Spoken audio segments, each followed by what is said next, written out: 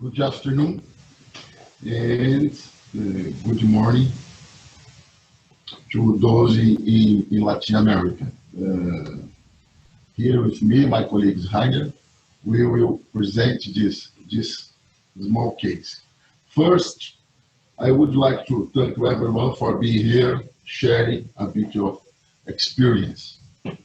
So, the case we are going to present is related to the largest soy company in the world, which has been our client for over 20 years. Who is our client? Our client is a leading global agribusiness company and had entered into exclusive negotiations to acquire assets of an unperforming agro producer. Our client produces soybeans, corn, and cotton, produce energy as well. Revenues in 2019, $4.6 billion, and operations in Latin America, Europe, and Asia.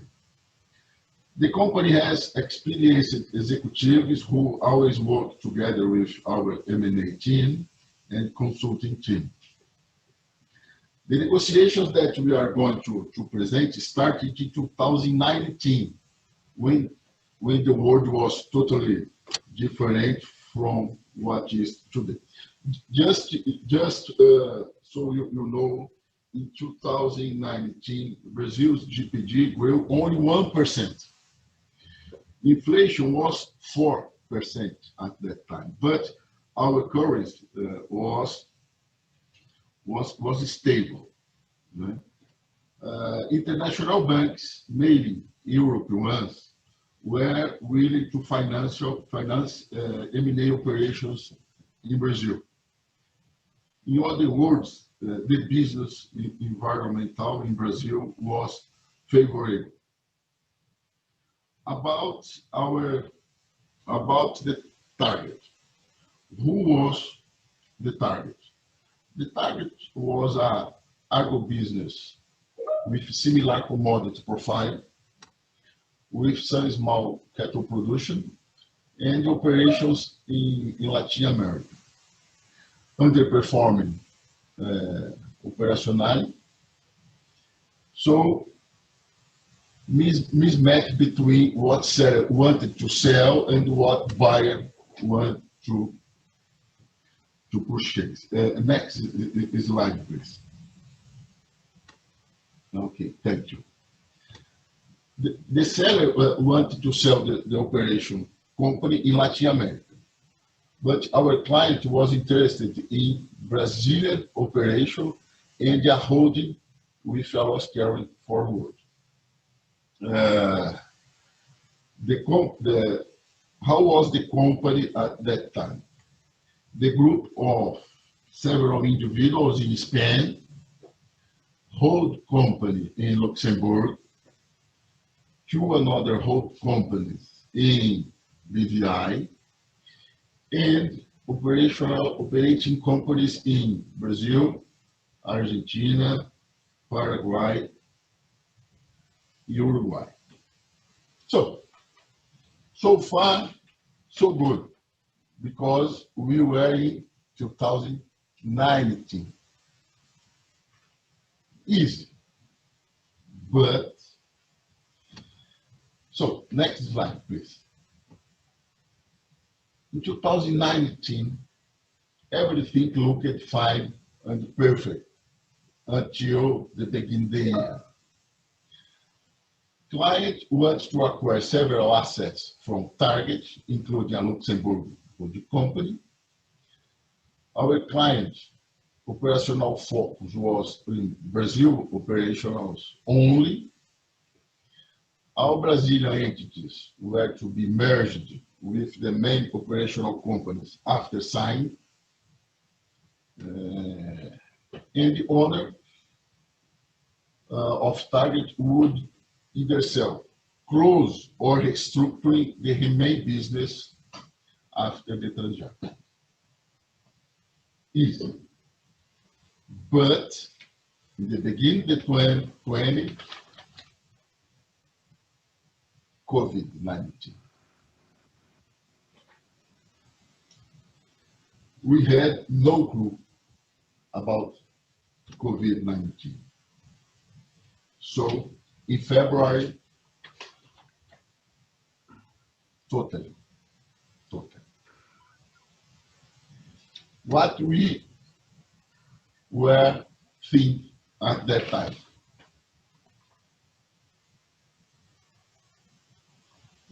the solution, client told to us,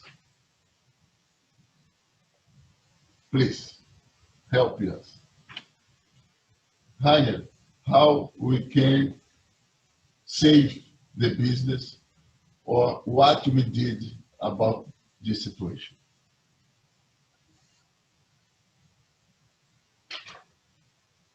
Yes, welcome everyone from my side as well. Good morning or good afternoon, wherever you are. I hope you can hear me well. This page here shows really the deal structure until February 2020.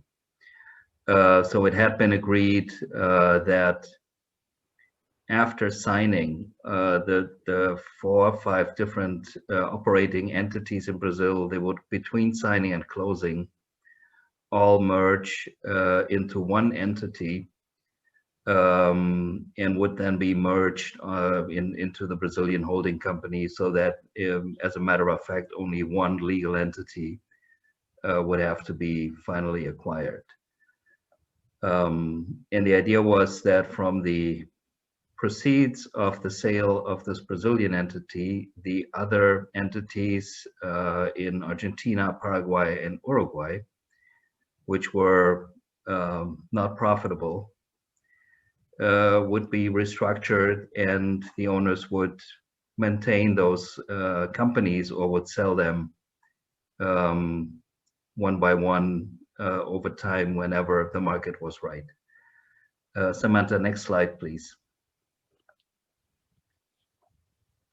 However, this was until February.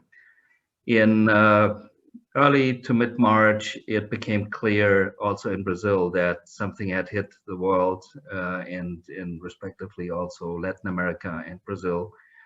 And on March 24th, the state of Sao Paulo decreed a lockdown for the state, and also other states joined. And as a matter of fact, yeah, the question, is this going to be a piece of cake? Nobody knew what would happen. The financing had been lined up for this transaction through a leading European bank, which has a strong focus in the agro business, and that was familiar with the client, the sector, with the country. However, a couple of weeks after the lockdown was declared, the bank pulled out from the financing contract and said, well, this is force majeure, so we're stepping back from the contract. And one thing led to another. Very soon after, the exclusivity phase ended. Due diligence was not possible. Everything came to a standstill, and no one knew when a regular M&A process, or if ever a regular M&A process could be restarted with this transaction. However, after a couple of months, it became clear that, okay, this COVID thing is going to take longer than we all thought in April last year. And Nexia came to help here. What happened between like July, August, and the end of 2020 was let's call it the execution of a gentleman's agreement without really having a legal signed agreement in place. And things actually on the seller side were reversed. Instead of taking the proceeds from the sale of the Brazilian entity and restructure the entities in the three other countries, some of those entities outside of Brazil were sold in order to generate cash and to keep the main asset actually afloat, and not having it turning into a worse situation, so that basically the proceeds from those asset sales helped to establish the cash flow for the Brazilian entity. In November, due diligence in November was the end of the first wave in Brazil. I know things on the timeline were different in Europe and the US, but in November, activities like on-site due diligence were possible again and were then conducted. And the client was working to get the financing right, always knowing at one point in time we will be able to close this transaction. Instead of going with the bank loan, which was the original structure at the beginning of the COVID-19 pandemic, the client went for the first time ever. This is a family-owned business. I mean, it's a very large multi-billion-dollar corporation, but it's a family-owned business that never actually went to the capital markets to really issue a bond or any other tradable and negotiable paper. So for the first time, and that's maybe the good thing here in a very rough story over the course of 2020, COVID gave an opportunity for this client to go to the financial markets and place a 750 million green bond, with part of that, approximately 50%, dedicated to the acquisition of the target, refinancing of the target, and expansion of what's called the green soy portion of that target's crop. And in March, then finally the transaction was finalized and executed very swiftly. Different financing structure. At the end, the owners of the company received a fair amount in terms of a purchase price, but they had to let go during COVID of the other assets in Paraguay, Uruguay, and Argentina in order to generate cash to keep the entire enterprise afloat. Samantha, next slide, please.